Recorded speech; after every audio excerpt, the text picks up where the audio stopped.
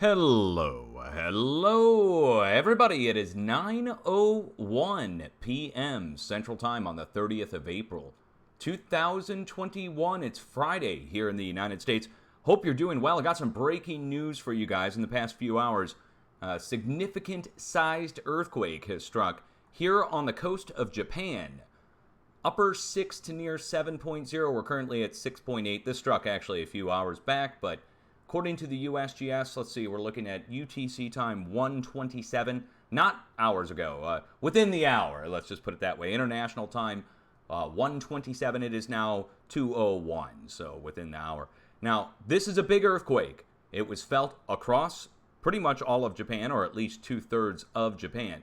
We had issued a warning in my update that I did not save, but you can check with the people in chat. I did an update yesterday and fully covered the area to watch. We had warned Tokyo, and we had warned you for an upper 5 to near 6, and now here we are, we're at an upper 6. Now, this earthquake, this near 7.0 earthquake, brings us right back to where we thought we would be, which is near the 7.0 level. However, the spot where we're looking for 7.0 level activity to return was over here next to the Solomon Islands, Solomon Sea. Again, this is a full magnitude larger than what I warned Tokyo for. Let me show you where Tokyo is. Tokyo is right here in the middle of the screen. Now, let me turn on a display capture so you can see what I see just a little bit better. We need to go over and show you the spot we warned on the USGS map so you can understand where this earthquake came from. The energy flowed up from the south following these red lines to the south. These are the plate boundaries, of course. And they come together at this letter H-shaped bend that connects between the two. When I did my update yesterday, we had seen these earthquakes strike to the south. I told everybody this was going to add together and come back up to the north and strike at Tokyo. So where's Tokyo? Let's zoom in and show you. And let's turn on a different version of the map. Let's turn on, I guess, the satellite view. Here we are. This is Tokyo. All of this huge, massive metropolitan area everybody knows about. And the coast of Honshu is just up here to the east-northeast. Now, Fukushima Prefecture, of all things, is right next to here. And I don't know if we're going to, let's see, maybe the street level view. There. You saw it there. There's Fukushima Prefecture right there. Sendai, and the location of the most famous earthquake to strike in the past 50 years, which was the 9.0 range earthquake that struck back in 2011 right here off the coast. I mentioned that again when I did my update a day ago, and now here we are. We are right on the coast of Fukushima. Now the good news is likely a tsunami would not develop off of this earthquake. However, let's go check the National Tsunami Warning Center from the US.gov, tsunami.gov, and they do have the earthquake listed as 6.6 currently, but it's now, you can see it, it's 6.8, so they've upgraded the quake. I would at this point probably want to go look up the National Data Buoy Center and just go see what the buoys are showing, just in case there's any kind of movement that's being detected over here in the West Pacific. Okay, the buoys off the coast of Japan are not functional right now. They're in red state, which means they're not reporting anything. Well, that's not going to help us much. All right. Well, we don't have any buoys in the area. You got to be kidding me. All right. So an upper 6 to near 7.0 earthquake following a series of deep earthquakes. And if you're a new viewer, let me just quickly explain. The earthquakes that are raised high off the globe are deep down into the earth. When we see multiple deep earthquakes, we watch for shallower, larger earthquakes to begin to develop next to where the deep earthquakes are, which is what prompted me to issue the warning for us to go back up to 7.0 range here in between our previous sets of deep earthquakes, which, let me just zoom in on our letter Ds. Letter D stands for deep earthquakes, by the way. It's a spot where we watch for new deep events to take place there, and over here, where these two are, and up here on the coast of Japan. Just really, we only have a few of them around the planet. Another one is up here at the Sea of Okhotsk next to Kamchatka. Another one in the Middle East. Another one all the way down here in South America. So we don't have Ds all over the place. Where we have deep earthquakes, take a look at it. So the earthquakes that are raised high off the globe are the deep quakes, and the letter D's are where we watch for the deep quakes to happen. So is it any wonder we got a deep quake down below Japan, and then all around the same time we get this near 7.0? Now coming up from the south is where this came from. They're marked in red, and they struck yesterday. Here, spreading up on both sides of the plate boundary. Let me get you back over to the plate boundary map. Spreading on both sides of the plate boundary to the west and to the east, and recombining on the coast of Japan with something bigger than I was expecting, a magnitude bigger than I was expecting. Again, I was taking this 5.5 plus all the 4s, and that put us to an upper 5. Well, here we are at an upper 6, so where did the extra magnitude come from? Well, we had another deep earthquake that happened today, here, down below Japan. Now, deep earthquakes, some people might not understand. Let me just show you a video really quick of what I think's going on across thousands of miles down below the plate in the magma. Now, this is a wave tank, of course, but the same thing I think is happening. A standing wave is focusing in on itself underneath the plate, hammering in. It cannot hammer down into the fluid. It's hammering up into the underside of the rigid plate. When that happens, we get a deep earthquake down below when that hammering action is taking place, but then it spreads up, out, and away from where the hammering action is, and the more hammering we get, it's just like punching waves into a wave tank. And the more you punch in, if they're all around the same frequency, well, you start getting a standing wave where they combine. Instead of getting jostly in a tank and chaotic, they become organized, the wave does. And you can see one wave peak fills in the previous wave's trough or valley, and they're all about the same size. Now imagine this spreading out across thousands of miles after the hammering action. First we get the deep earthquakes, then spreading up, out, and away, we get shallower, larger earthquakes. Coming up out of a fluid, another way to think of this is an ocean wave, where it has a lot of force in it, but when it hammers into the shoreline, that's where the full brunt of the wave meets a solid, and that crashing action takes place, and of course it'll break down stone over time with just water. Now we're talking about this having the same effect, that crashing action where, again, the wave comes into a fulcrum point, or a bottleneck, if you will, right here, the letter H shape of the plate. So a big earthquake struck off the coast of Japan. That's not all that happened. Yesterday, our other forecast area got hit. The Juan de Fuca fracture zone, multiple 5.0 range earthquakes, 5.2, 5.3, 5.4, and a bunch of 4s mixed in between. This is all on the Blanco Depression, or the Blanco fracture zone. Let me show it to you here on good old Google Earth. And out here off the coast, we have this letter M shape, which is really just a lightning bolt zigzag shape of the Juan de Fuca fracture zone. And right down here, right in the middle of the southern arm of it, is the Blanco Depression, or Blanco fracture zone, which is made up of undersea volcanoes. And let's get you back over on Google Earth, zoom in on it. The spot where the earthquakes are happening is right here in the middle, in between them. So the undersea mounts are made up of thousands of small undersea volcanoes. I shouldn't say small, some of these are huge, thousands of feet high. But then there are tens of thousands of very small, but yet conical-shaped undersea mounts. Little volcanoes that have formed all the way along the ridge that make up the whole ridge. It's amazing. Anyway, that's where the earthquakes are striking off the west coast. Now, we also have to talk about what to expect from this. Again, on the west coast of the United States, whenever we see a 5 strike on the west coast, I have to warn California, and I have to warn Oklahoma going into Texas. So, California, what are we going to look for? We're going to look for 1 magnitude less to come rolling in the next day and a half. Now, we were already dealing with a 4 yesterday right down here in Arizona. You see that? But we're going to deal with a new earthquake in between these two. So let's just find that halfway point between these two sets of quakes. Now we can look at all the smaller quakes too, which is just going to fill in the area in between with a nice ring around the valley. You see that? So if we go between the two, and then we zoom in, you see, it's a ring around the valley. So I would look in between our two sets of large quakes, and in between the north side of the ring, on the north side of the valley, that's missing. So we're looking for activity on the north side here to fill in that would be bigger than something that's on both sides. Or, no, not bigger, I'm sorry, I correct myself. Something the same size within a magnitude. So if we have a 4 on one side and we got a 5 on the other, that's why I'm going to warn for something in the upper 4 level to be striking in between the two.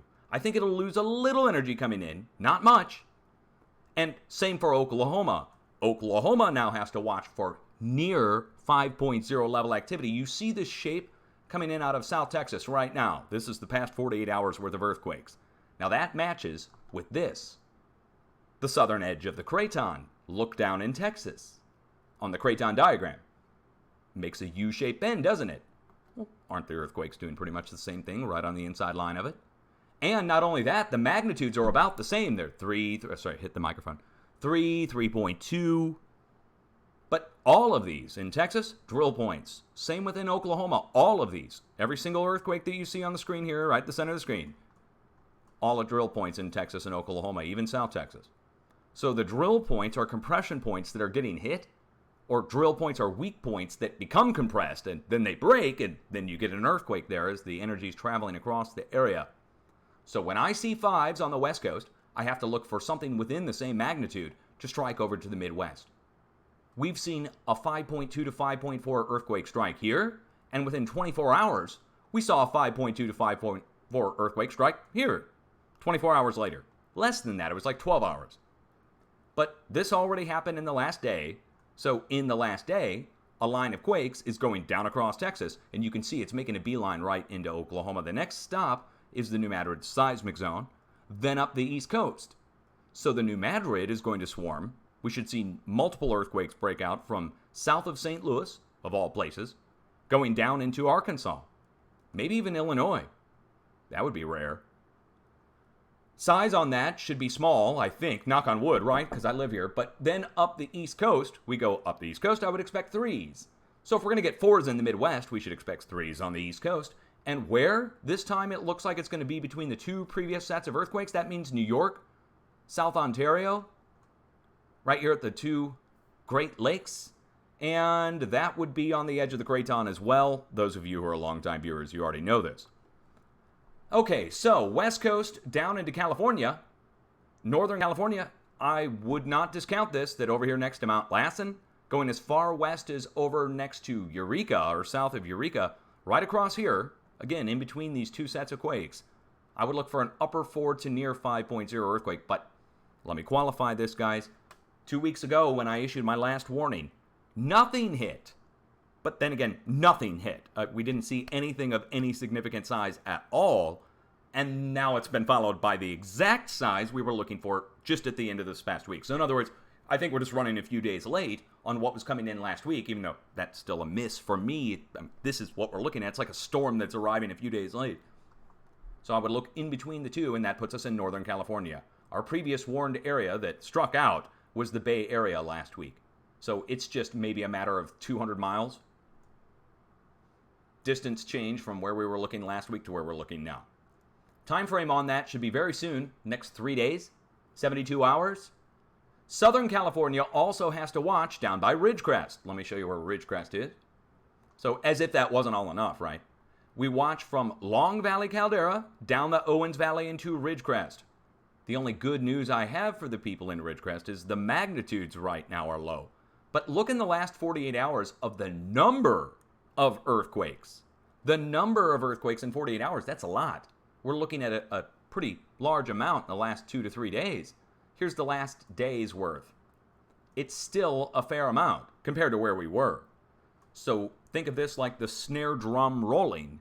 It's not a huge beat of a bass drum yet, but the bass drum's up off the coast to the northwest. The 5, the bigger drum being hit. This is the roll of the snare drum. And I would expect the magnitudes to dramatically increase up twofold, 100-fold increase in power. So if we're at 2s now, we're going to go up to 4s, like I said. So Ridgecrest is right here, and there's a small diagonal line of quakes currently going across the area behind the volcanoes, or to the east of. And the supervolcano is starting to swarm. Going on the north side, south side, east side. It's like a triangle right here at the California-Nevada border. Additionally, we're moving at the other supervolcano between Lake Tahoe and Pyramid Lake. So the supervolcanoes are moving at the California-Nevada border with an increase in the number of quakes. The magnitudes, like I said, are going to go up, most likely by a 100-fold increase in power. We're going to go from 2s up to 4s. in the next few days. And I hope I got that right. If I'm wrong, we'll get back on and address it either way. So getting back to it, though, the big earthquake of the day is the 6.8, right next to where we warned. So if you're in Japan, I hope you got that warning. Hey, something else I want to show you, just again, the standing wave that I showed you at the start of the update here, spreading through the tank. Okay, you see it? You see how they're all about the same size? I want you to think of this like a 4, 5, 4, 5, or 4.0, 5.0, 4.0, 5.0, and then compare to the earthquakes here.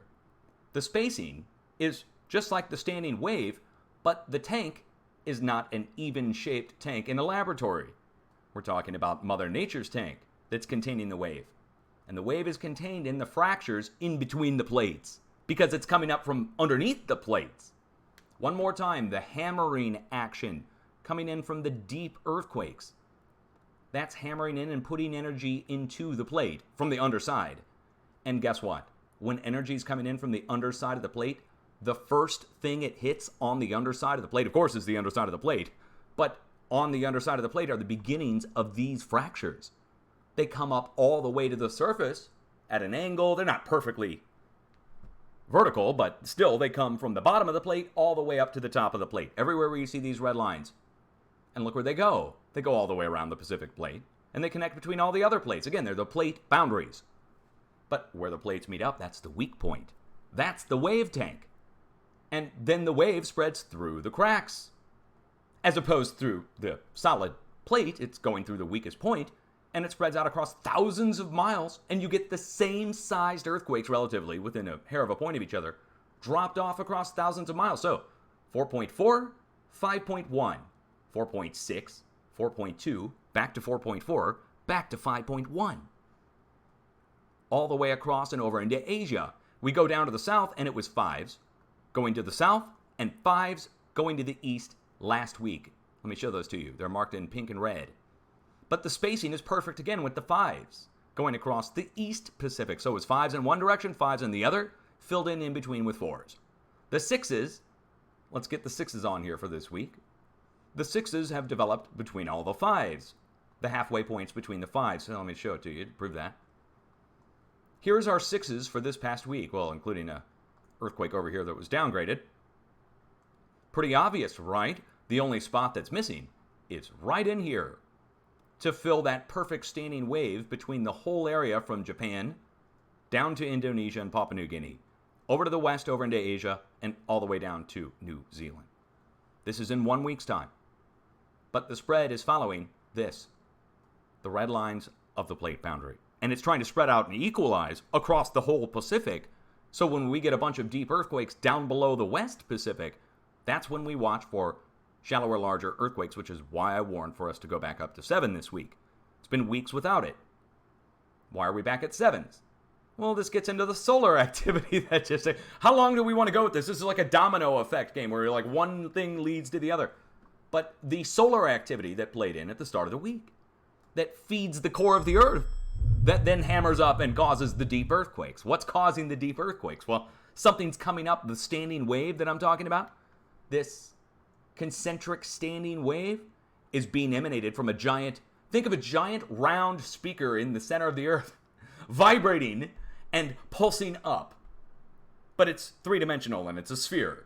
Now, what's pulsating at the center of the Earth? I guarantee you it's not a solid ball of metal or a molten one. It's electromagnetic plasma, like what's up in the upper ionosphere, but compressed down into a very small ball, maybe a few hundred miles wide. It's hot as a plasma torch, which can melt any element, and it vaporizes the elements down in the core of the Earth.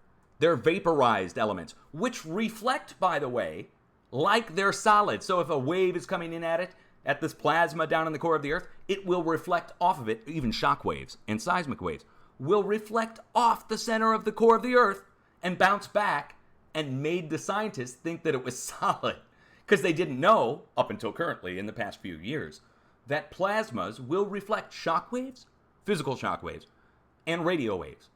They can create plasma up in the ionosphere that reflects radio waves like a mirror.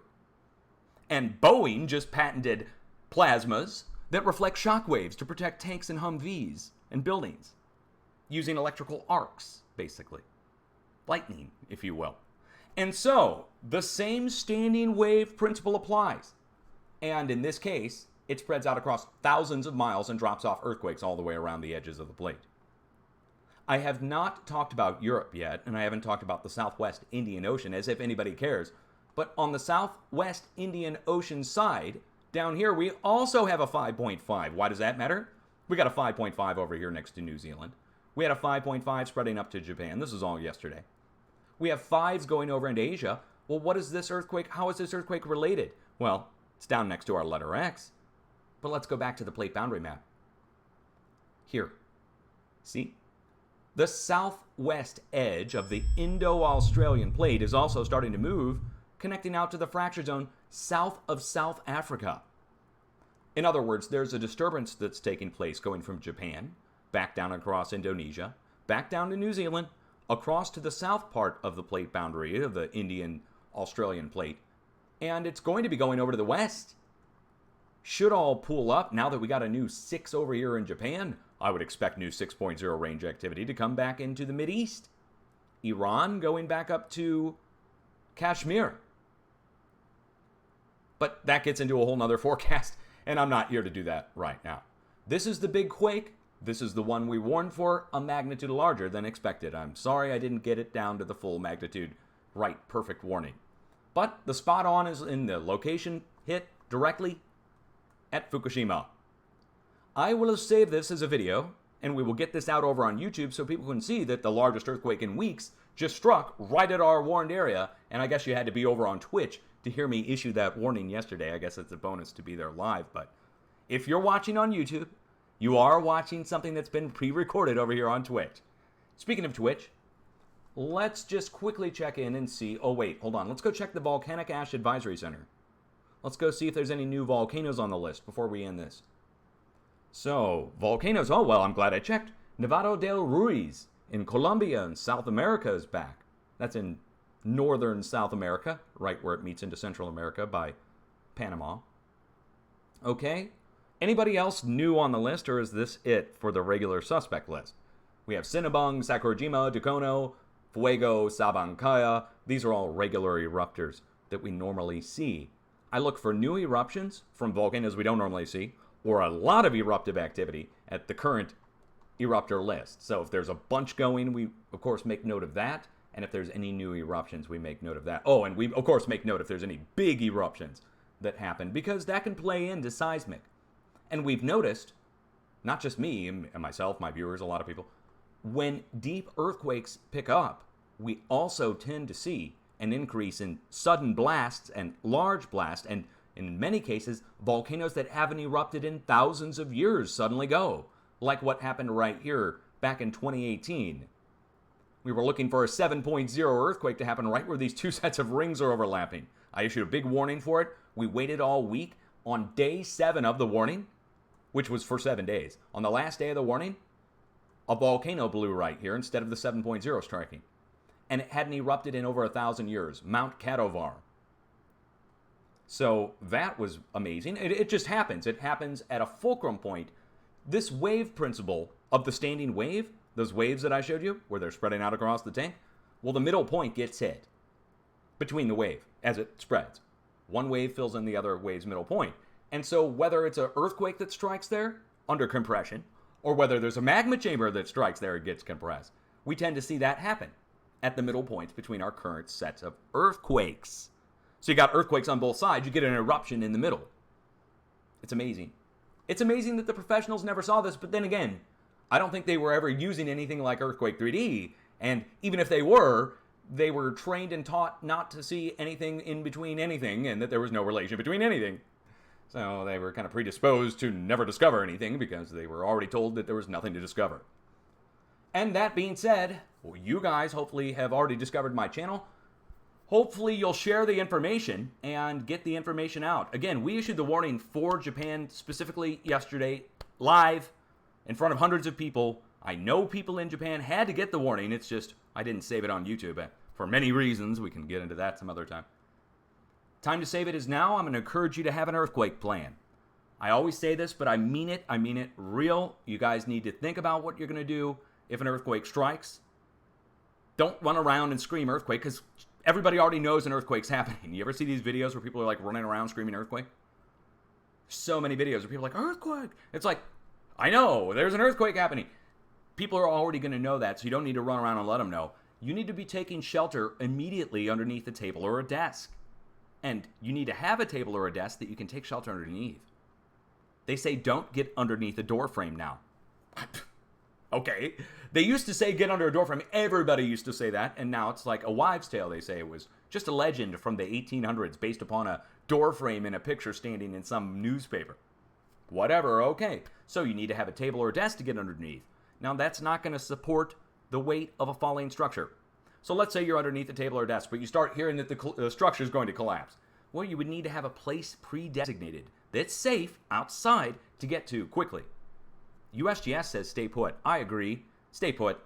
But if you're in a concrete structure that looks like it's going to collapse or it feels like it, I would make a run for it even if I had to. Now, if I was going to, I would have a pre-designated area outside that I already knew I was going to go to. So you need to think about that. And then finally, the emergency kit.